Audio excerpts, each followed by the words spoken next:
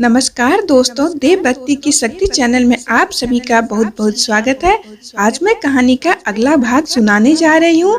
कुछ ही दिनों में राजलक्ष्मी ने राजा को शुभ समाचार दिया कि वे पिता बनने वाले हैं। रानी राजलक्ष्मी गर्भवती है। यह खबर सुनकर राजा की खुशी का ठिकाना न रहा। अब तो राजा राजलक्ष्मी का और भी ज्यादा ध्यान रखने लग गए।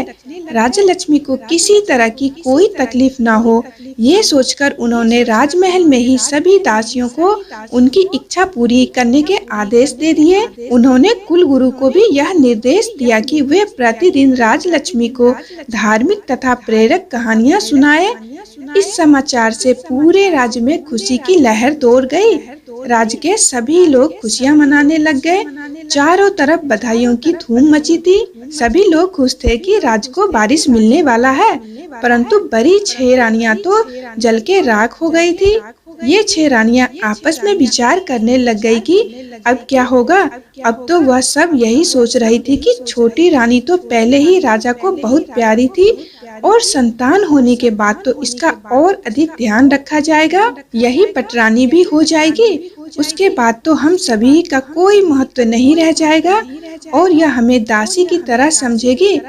इस तरह आपस में 6 रानियां मिल छोटी रानी को हमेशा परेशान करने का प्रयास करती, परंतु उसका कोई भी प्रयास सफल नहीं हो पाता। कभी कुलगुरु के लोग रास्ते में आ जाते, तो कभी प्रजा, तो कभी दासियां, तो कभी स्वयं राजा ही उनके रास्ते की रुकावट बन जाते। इस तरह समय बीतता गया और रानी की गर्भ अवस्था का भी समय पूरा होने वाला था।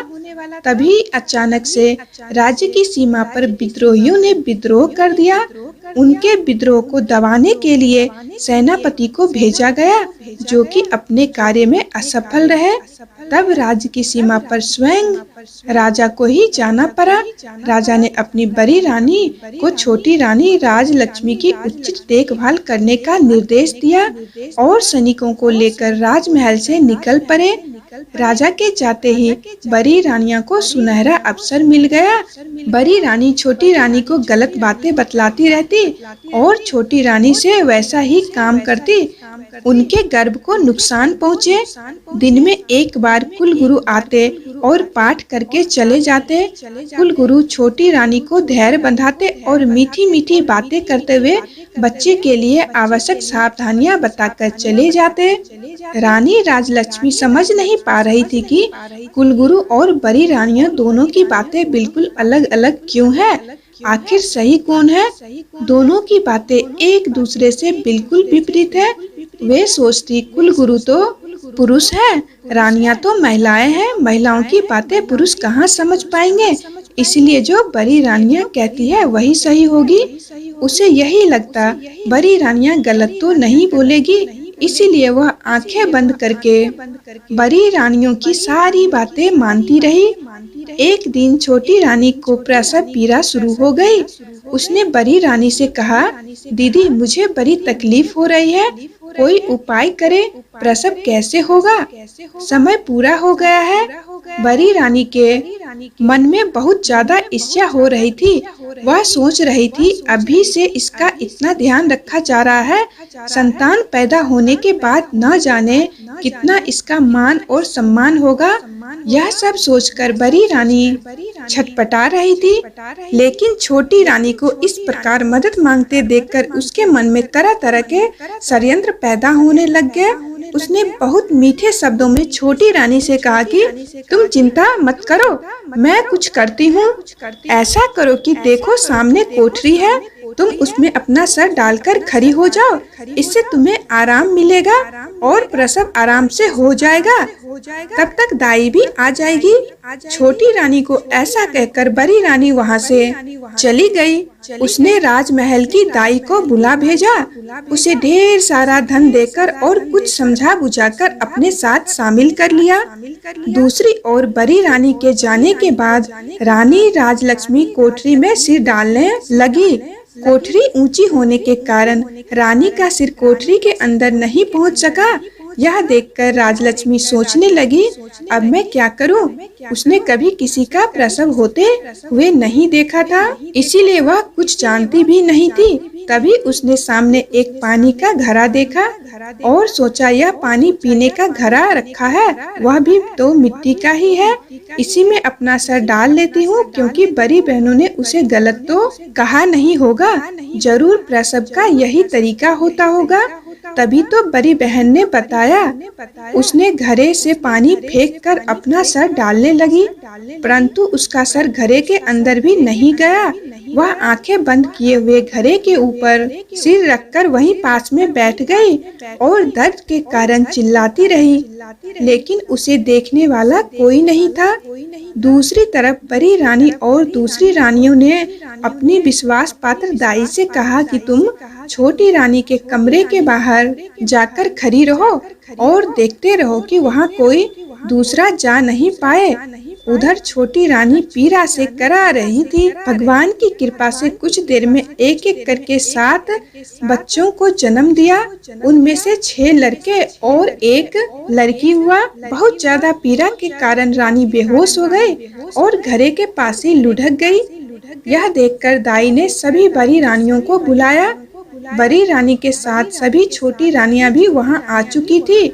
वह सब यह देखकर हैरान थी कि छोटी रानी ने एक साथ 7 बच्चों को जन्म दिया है और सभी बच्चे बिल्कुल स्वस्थ और तंदुरुस्त है। बड़ी रानी ने दाई से कहा कि तुम जल्दी से जाओ और कुछ ईंट और पत्थर के टुकड़ों को लेकर आओ। जल्दी से दाई पत्थर के टुकड़ों को लेकर आ गई। उसके बाद बड़ी रानी ने दाई से कहा कि तुम यहाँ से इन सभी बच्चों को लेकर जाओ और जंगल में ले जाकर इन्हें मारकर जमीन में दबा देना। हमने जो तुमसे सोने और चांदी के सिक्के देने का वादा किया है, वह बहुत ही जल्दी ही तुम्हें मिल जाएगा। दाई यह सुनकर बहुत खुश हो गई और सभी बच्चों को लेकर वहां से चली गई। सभी रानियों ने मिलकर वहां से बच्चे होने के सारे निशान साफ कर दिए। बच्चों के स्थान पर उन्होंने ईंट पत्थर के टुकड़े वहां पर रख दिए। घड़े को भी तोड़कर उसके टुकड़े भी वहां पर छोड़ दिए और इसके बाद सभी रानियां अपने कमरे में आ गई। थोड़ी देर बाद ही दाई वापस वहां उनके पास पहुंच गई। बड़ी रानी ने उनसे पूछा, क्या हुआ? क्या तुमने उन्हें मारकर जमीन में दबा दिया है? दाई के हाँ कहने पर सभी रानियां बहुत खुश हुई और उन्होंने उसी समय उसे इनाम के रूप में बहुत सारे सोने और चांदी के सिक्के देकर विदा किया। इस प्रकार अपना सारा काम पूरा करने के बाद सभी रानियां छोटी रानी राजलक्ष्मी के पास आई और उसके ऊपर पानी के छींटे मारकर छोटी रानी को होश में लाई। होश में आने के बाद रानी बहुत कमजोरी महसूस कर रही थी। उसने बड़ी रानियों से पूछा कि मेरे बच्चे कहाँ हैं और मुझे लड़का या लड़की क्या हुआ है? पास पड़े ईंट और पत्थरों की ओर इशारा करते हुए रानियों ने कहा कि यह देखो, तुमने ईंट और पत्थरों को जन्म दिया है। छोटी रानी राजलक्ष्मी यह सुनकर आश्चर्यचकित रह गई। ऐसा कैसे हो सकता है कि मैंने ईंट और पत्थरों को जन्म दिया? छोटी रानी के पास ईंट और पत्थर के टुकड़े पड़े हुए थे। उसने रोते हुए कहा कि ईंट और पत्थर, ऐसा कैसे हो सकता है? नहीं, यह नहीं हो सकता है। बच्चा तो जरूर हुआ होगा। तब बड़ी रानियों ने कहा, तो क्या हमने उसे छुपा दिया है? यही तो है जिसे तुमने जन्म दिया है। लो, अब तुम इन्हें संभाल कर रखो। ऐसा कहकर उन्होंने सारे ईंट और पत्थर के टुकड़ों को एक थैली में भर दिए। अब उन्हें राजा के आने की प्रतीक्षा थी। छोटी रानी बहुत ही आश्चर्यचकित और परेशान थी। वह समझ नहीं पा रही थी कि ऐसा कैसे हो सकता है। जल्दी ही सभी रानियों ने यह बात पूरे राजमहल में फैला दी। छोटी रानी ने बच्चों के बदले ईंट और पत्थरों को जन्म दिया है। कुछ समय बाद राजा भी युद्ध जीतकर अपने नगर को वापस लौट आए। उनके स्वागत में भव्य तैयारियां की गई, पर लोगों के चेहरे पर वह उमंग और वह खुशी नहीं दिख रही थी जिसकी उन्होंने कल्पना की थी। उनको बड़ा आश्चर्य हुआ। राजा जब राजमहल में आए तो सभी पटरानियों सहित रानियों ने उनका स्वागत किया। छोटी रानी का चेहरा उदास था, परंतु दूसरी रानियां बहुत ही खुश दिखाई दे रही थी। राजमहल का ऐसा माहौल देखकर राजा को बहुत आश्चर्य हुआ। छोटी रानी का उदास मुख देखकर उन्होंने पूछा, रानी राजलक्ष्मी क्या बात है, आप दुखी नजर आ रही है। इस पर छोटी रानी राजलक्ष्मी के कुछ भी कहने से पहले ही बड़ी रानी ने जवाब दिया कि महाराज, यह दुखी कैसे न रहे, इसका भेद जो खुल गया। जब राजा को कुछ समझ नहीं आया तो उसने बड़ी रानी से पूछा, आपका यह सब कहने का क्या मतलब है, बताइए तो सही क्या हुआ, रानी का प्रसव हुआ या नहीं। राजा की बड़ी रानी जो पटरानी थी, उसने झूठे दुख का दिखावा करते हुए कहा, महाराज हम तो चले गए, हमें और आपको बहुत बड़े धोखे में रखा गया है। राजलक्ष्मी मासूम चेहरे वाले यह तो धोखेबाज निकली। महाराज, यह हमें गर्भवती होने का धोखा दे रही है। यह गर्भवती नहीं थी, बस दिखावा कर रही थी। गर्भ होने पर कुछ तो होता, इन्हें तो ईंट और पत्थर हुए हैं। वह ईंट और पत्थर इन्हीं के कमरे में रखे हुए हैं, आप जाकर स्वयं देख लीजिए। पटरानी राजा और राजलक्ष्मी को राजलक्ष्मी के कमरे में लेकर गई और उन्हें ईंट और पत्थरों के टुकड़ों को दिखाया। राजा ईंट और पत्थरों के टुकड़ों को देखकर आश्चर्यचकित थे। उन्होंने कहा, यह कैसे हो सकता है, मानव गर्भ से यह ईंट और पत्थर कैसे पैदा हो सकते हैं।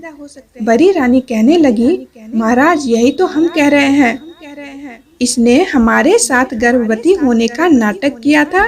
हम सभी उम्मीद लगाए थे कि इस राज को वारिस मिलेगा और हमें भी इसके साथ माता होने का सौभाग्य भी प्राप्त होगा।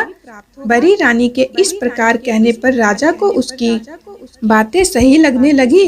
राजा को भी लगने लगा कि राजलक्ष्मी ने सभी को धोखा दिया है। राजा क्रोध में भरकर राजलक्ष्मी की ओर देखते हैं और पूछते हैं, बताइए राजलक्ष्मी, आपने इतना बड़ा धोखा हमें कैसे दिया, हमें छलने की आपकी हिम्मत कैसे हुई। यदि आप ऐसा न करते तो हम विधि का विधान मानकर संतोष कर लेते कि हमारे भाग्य में संतान सुख है ही नहीं, लेकिन आपने तो हमारे जीवन की सबसे बड़ी आशा दिखाकर और उस पर पानी फेर दिया। हम तो आपके मासूम चेहरे पर मोहित होकर आपको अपनी रानी बनाकर लेकर आए थे। हमने आपको इतना प्यार और आदर सम्मान दिया, परंतु आप उस सम्मान के योग्य है ही नहीं। आपने हमें धोखा देने से पहले इन सब के बारे में एक बार भी नहीं सोचा। हमें आपसे ऐसी उम्मीद बिल्कुल भी नहीं थी, लेकिन आपने जो छल हमसे किया है उसका दंड तो हम आपको अवश्य देंगे। आज से आप हमारी रानी नहीं बल्कि महल की नौकरानी होंगी। जाइए, हमारे सामने से दूर हो जाइए, वरना क्रोध में न जाने हम क्या कर बैठे। राजा के ऐसे शब्द सुनकर छोटी रानी बहुत दुखी हुई, लेकिन वह कुछ नहीं कर सकती थी। वह उस कमरे से बाहर चली गई और एक कोने में बैठकर रोने लगी। इस घटना के बाद छोटी रानी का जीवन उस महल में बहुत ही ज्यादा मुश्किल हो गया। बड़ी रानी और बाकी की रानियां उसके साथ बहुत ही बुरा व्यवहार करती। महल की नौकरानियों से भी अधिक काम उनसे लिया जाता। उन्हें महल की साफ सफाई के काम में लगा दिया गया। रानी दुखी बहुत हो गई और उसके दुख हर गुजर रहे दिन के साथ बढ़ते ही जा रहे थे। पर वह सब कुछ करने के अलावा क्या कर सकती थी। उसके पास कोई भी सबूत नहीं था जिससे वह अपनी गर्भ अवस्था को साबित कर पाती। वह जानती थी कि वह सच में गर्भवती थी। उनको आश्चर्य होता है कि उनके बच्चे का क्या हुआ। कई बार उसके मन में इच्छा होती कि वह राजमहल को छोड़कर अपने गांव चले जाए और अपनी पुरानी दिनचर्या आरंभ करे। अब उसे अपनी पुरानी जिंदगी की बहुत याद आती, पर वह यह सोचकर अपना विचार बदल देती कि उसके रानी बनने पर उसके गांव वाले कितने खुश थे। अब वह सोचती है, अपने दुर्भाग्य की कथा अब किस मुंह से उन लोगों को बताती। इस तरह समय बीतता रहा और काफी समय के बाद एक दिन जब राजा राज दरबार में बैठे राज्य कार्य में व्यस्त थे, तभी उनके पास एक प्रहरी ने आकर सूचना दी, गांव के प्रधान जी आपसे मिलना चाहते हैं। राजा ने ग्राम प्रधान को बुलाने की इजाजत दे दी।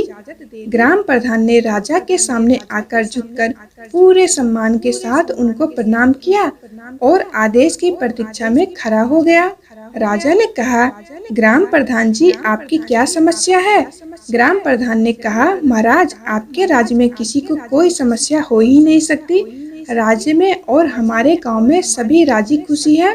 आज मैं आपके पास एक आश्चर्यजनक और चमत्कारी घटना के बारे में बताने के लिए आया हूँ, जिसके बारे में जानकर हम सभी गांव वालों की तरह आप भी हैरान हो जाएंगे। दोस्तों, आज की कहानी यहीं तक, आगे का भाग अगली वीडियो में। तब तक के लिए नमस्कार।